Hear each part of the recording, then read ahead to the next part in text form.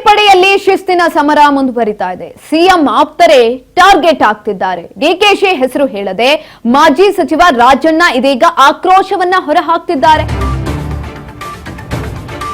ಕೈಪಡೆಯಲ್ಲಿ ಶಿಸ್ತಿನ ಸಮರ ಮುಂದುವರಿತಾ ಇದೆ. ಸಿಎಂ ಆಪ್ತರೇ ಟಾರ್ಗೆಟ್ ಆಗ್ತಿದ್ದಾರೆ. ಈ ಸಂದರ್ಭದಲ್ಲಿ ಡಿಕೆಶಿ ಹೆಸರನ್ನ ಉಲ್ಲೇಖ ಮಾಡಿಲ್ಲ, ಆದ್ರೆ ಆಕ್ರೋಶವನ್ನ ಹೊರಹಾಕ್ತಾ ಇದ್ದಾರೆ ಮಾಜಿ ಸಚಿವ ಕೆಎನ್ ರಾಜಣ್ಣ. ಪಕ್ಷಕ್ಕೆ ನಿಷ್ಠೆಯಿಂದ ಇರ್ತಾರೆ, ಪಕ್ಷ ಬೆಳಿಬೇಕು ಅಂತಲೇ ಬಯಸ್ತಾರೆ, ಪಕ್ಷದಲ್ಲಿ ಪಟ್ಟಭದ್ರರು ಇರ್ತಾರೆ, ಅದಕ್ಕೆ ಏನು ಮಾಡೋದಕ್ಕಾಗೋದಿಲ್ಲ. ಸಿಎಂ ಇಂತಹ ಸಂದರ್ಭದಲ್ಲಿ ಗಟ್ಟಿಯಾಗಿ ನಿಲ್ಲುತ್ತಿಲ್ಲ. ಸಿದ್ದರಾಮಯ್ಯನವರಿಂದ ಈ ರೀತಿ ಅಸಹಾಯಕತೆಯನ್ನ ನಿರೀಕ್ಷೆ ಮಾಡಿರಲಿಲ್ಲ ಅಂತ ಇದೀಗ ಕೆಎನ್ ರಾಜಣ್ಣ ಹೇಳ್ತಾ ಇರುವಂಥದ್ದು. ಡಿಕೆಶಿ ಹೆಸರನ್ನ ಎಲ್ಲೂ ಕೂಡ ಉಲ್ಲೇಖ ಮಾಡಿಲ್ಲ, ಆದ್ರೆ ಮಾಜಿ ಸಚಿವ ಕೆಎನ್ ರಾಜಣ್ಣ ಅವರು ಆಕ್ರೋಶವನ್ನ ಹೊರಹಾಕ್ತಿದ್ದಾರೆ. ಯಾರೆಲ್ಲ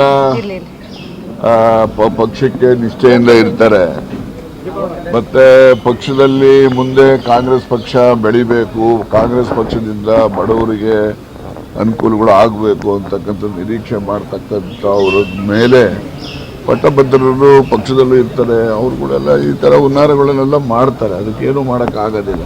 ನಾವು ನಿರೀಕ್ಷೆ ಮಾಡೋದು ನಮ್ಮ ಮುಖ್ಯಮಂತ್ರಿಗಳಿಂದ ಇಂಥ ಸಂಗತಿಗಳು ಬಂದಾಗ ಅವರು ಗಟ್ಟಿಯಾಗಿ ನಿಲ್ಲಬೇಕು, ಅವ್ರು ನಿಲ್ತಾ ಇಲ್ಲ. ಅದೊಂದು ನಮಗೆ ಬೇಸರದ ಸಂಗತಿ.